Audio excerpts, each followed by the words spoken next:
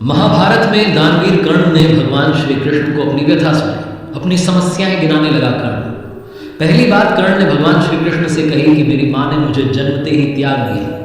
क्या यह मेरा अपराध था कि मेरा जन्म एक अवैध बच्चे के रूप में हुआ? दूसरी बात कर्ण ने भगवान श्री कृष्ण से कही कि आचार्य द्रोणाचार्य ने मुझे शिक्षा देने से मना कर दिया क्योंकि मैं क्षत्रिय नहीं था उनकी नजर में। क्या यह मेरा अपराध था? कर्ण ने तीसरी बात कही कि द्रौपदी के स्वयंवर में मुझे अपमानित किया गया कि मैं राज परिवार का हिस्सा नहीं हूं। क्या यह मेरा अपराध था? मुझे बार बार अपमानित किया गया। तो जवाब में, उत्तर में भगवान श्री कृष्ण ने कहा कि हे कर्ण, अब जरा ध्यान से सुनो। मेरा जब जन्म हुआ तो मेरा जन्म ही कारागार में। मेरे पैदा होते ही मृत्यु मेरी प्रतीक्षा कर रही थी। जिस रात मेरा जन्म हुआ उस रात मेरे माँ बाप से मुझे अलग होना पड़ा। जहां पहुंचा वहां हर वो काम करना पड़ा जो ग्रामीण क्षेत्रों में करना पड़ता है। गायों का गोबर अपने हाथ से उठाना पड़ा। मैं जब छोटा था, चल नहीं सकता था, तब मेरे ऊपर प्राणघातक हमले किए गए। मुझे मारने की बारंबार कोशिश की गई। ना मेरे पास शिक्षा थी, ना गुरुकुल था बचपन में, ना कोई महल था, ना कोई विशाल सेना थी, लेकिन तब भी मेरा मामा मुझे अपना सबसे बड़ा शत्रु मानता था। और जरासंध के प्रकोप की वजह से फिर मुझे यमुना पार से चलकर समुद्र किनारे द्वारका में जाकर बसना पड़ा, अपने परिवार को ले जाकर। मेरे भी जीवन में चुनौतियां लगातार रही, अन्याय होता रहा।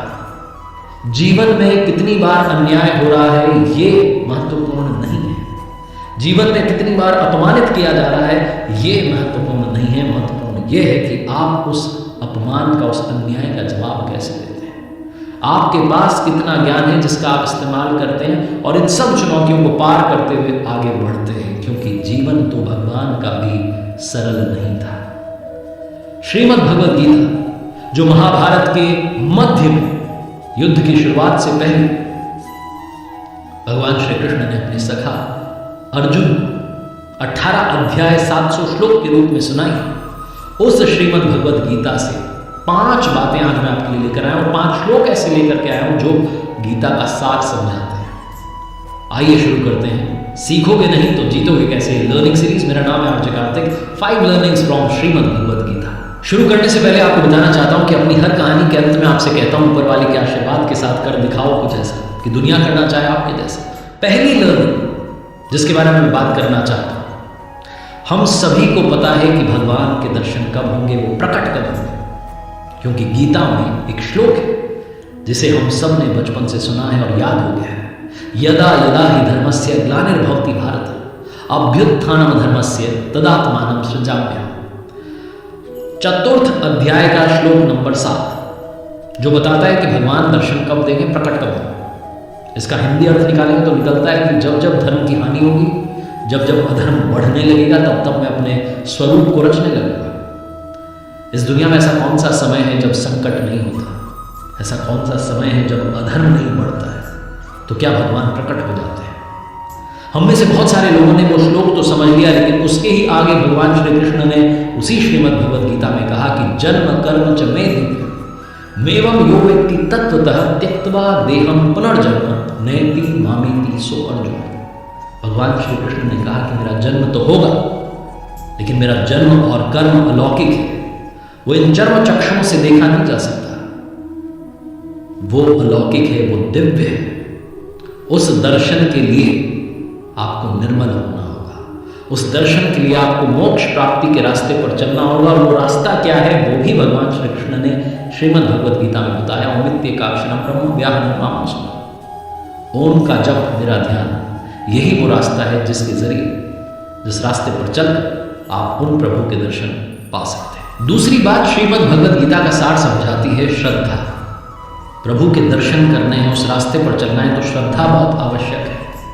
भगवान श्री कृष्ण ने चतुर्थ अध्याय में श्लोक 39 में कहा, श्रद्धावान लभते ज्ञानम तत्परः संयतेन्द्रियः ज्ञानम लब्ध्वा पराम शांति म चिरेणाधिगच्छति। वो कहते हैं कि श्रद्धा रखने वाले मनुष्य जो हैं, जो अपनी इंद्रियों पर संयम रखते हैं, जो तत्परता से अनन्य भाव से मेरी साधना करते हैं, वो मुझे यानी परम शांति को प्राप्त होते हैं।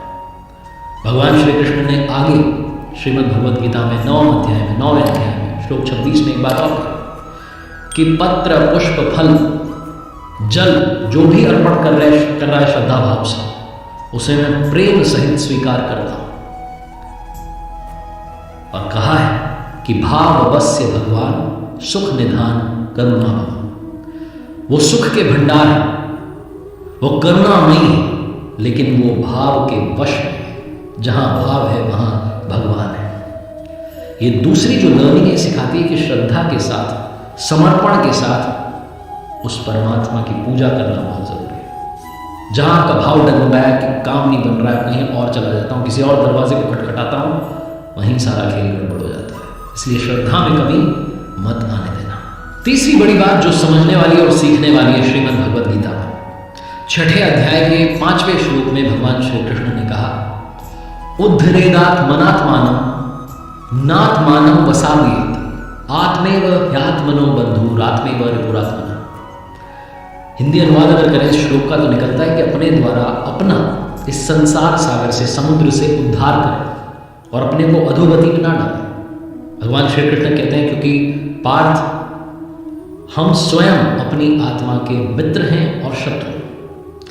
और थोड़ा समझें तो आत्मना अपने द्वारा, आत्मानम अपने आप का, उद्धरेत उद्धार करें, आत्मानम अपने आत्मा को अधोगति में ना पहुंचावे, ये कहने का अर्थ है। और इसका सीधा मतलब अगर आप अपने जीवन में निकालें, इंसान मनुष्य जहां कहीं है, जो कुछ कर रहा है उसका जिम्मेदार सिर्फ और सिर्फ स्वयं।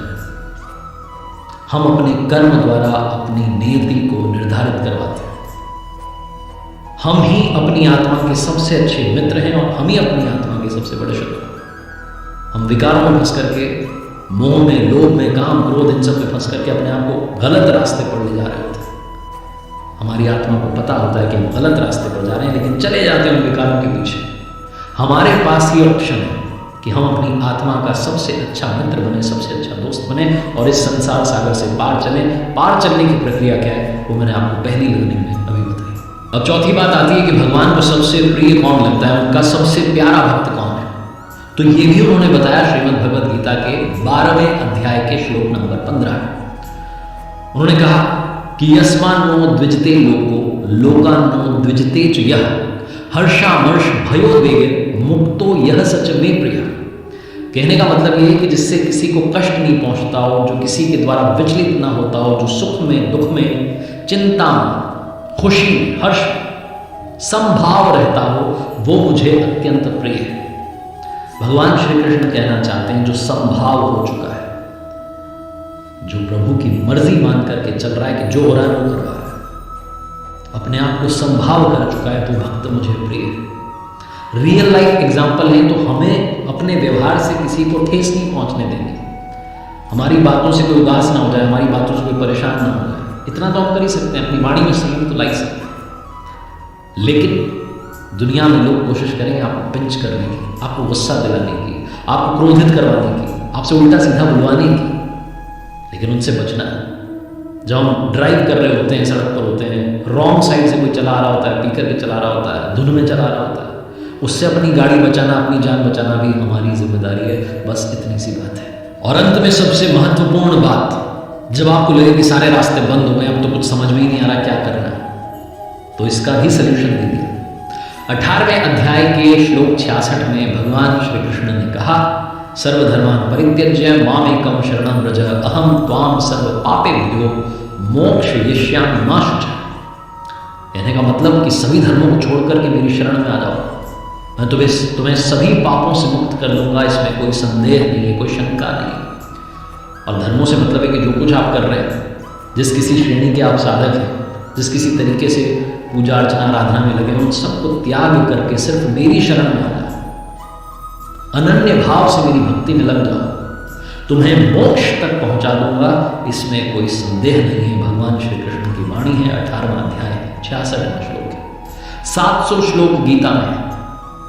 अगर आप रोजाना 5-5 भी पढ़ें तो बड़ा अच्छा, 10-10 पढ़ लें तो 70 दिन में आप एक बार गीता की आवृत्ति कर सकते हैं। और जितनी बार आप श्रीमद् भगवद गीता को पढ़ेंगे उतनी बार आप कुछ नया सीखेंगे।